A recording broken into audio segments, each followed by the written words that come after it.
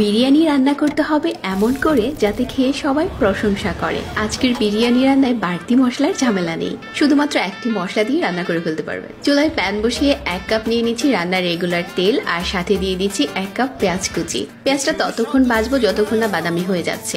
পেঁয়াজটা যখন বাদামি হয়ে গেছে, এখান থেকে আমি অর্ধেকের মতো উঠিয়ে রেখে দিচ্ছি, আর বাকিটার উপরে দিয়ে দিচ্ছি এখানে 1 কেজি গরুর মাংস। এটা কিছুটা ছোট করে কেটে নিয়েছি, একটু নেড়েচেড়ে মিশিয়ে নিচ্ছি।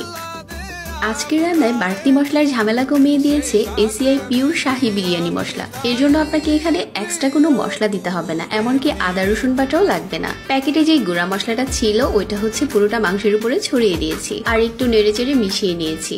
এটাতে কিন্তু সব রকমের মশলাই দেওয়া আছে, এর জন্য এক্সট্রা আপনাকে বাড়তি কোনো মশলা দিতে হবে না। 1 কাপ দিয়ে দিচ্ছি টক দই, আর সাথে দিয়ে দিচ্ছি 5-6টার মতো কাঁচামরিচ।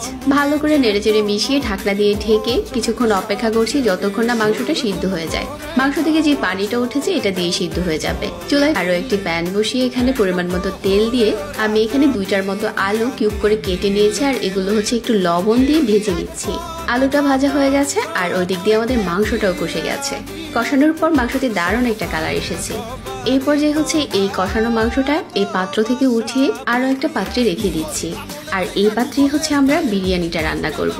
গুঁড়া মশলার সাথে একটা গোটা মশলার প্যাকেটও ছিল, এটা এখন দিয়ে দিলাম। 500 গ্রামের মতো চিনি গুঁড়া চাল আগে থেকে ভিজিয়ে রেখেছিলাম, স্ট্রেনারে নিয়ে পানি ঝরিয়ে এখন এই চালটা দিয়ে মিডিয়াম আঁচে কিছুক্ষণ ভেজে নিচ্ছি। গোটা মশলার সাথে চালটা খুব ভালো করে ভাজা হয়ে গেছে। এখন এখানে 1 কাপ তরল দুধ দিয়ে দিচ্ছি, আর পানি দিয়ে দিচ্ছি 1 লিটার। পানিটা কাপ দিয়ে মেপে দিবেন। ভেজে নেওয়া আলু দিয়ে দিলাম, আর মাঝখান থেকে ভেঙে নেওয়া 2টার মতো কাঁচামরিচ দিয়েছি। এখন ঢাকনা দিয়ে ঢেকে কিছুক্ষণ রান্না করে নিচ্ছি। যখন পানিটা টেনে গেছে ওই পর্যায়ে 1 টেবিল চামচ ঘি দিয়ে দিচ্ছি। যে মাংসটা উঠিয়ে রেখেছিলাম উপরে এই মাংসটা দিয়ে দিচ্ছি। এখন এভাবে করে 10 মিনিটের মতো দমে রান্না করে নেব। 10 মিনিট পর সবকিছু একসাথে করে মিশিয়ে নিচ্ছি। এভাবে যদি বিরিয়ানিটা রান্না করেন অনেক ঝরঝরে হবে খেতে। সবকিছু খুব ভালোভাবে সিদ্ধ হয়েছে। উপরে পেঁয়াজ বেরেস্তা দিয়ে দিচ্ছি, আর এখন প্লেটে পরিবেশন করে নিচ্ছি। বিরিয়ানি রান্না হবে এমন করে রাইসগুলো যাতে জোরজোরে থাকে, আবার সেই সাথে ভালো করে কুকও হয়ে যায়।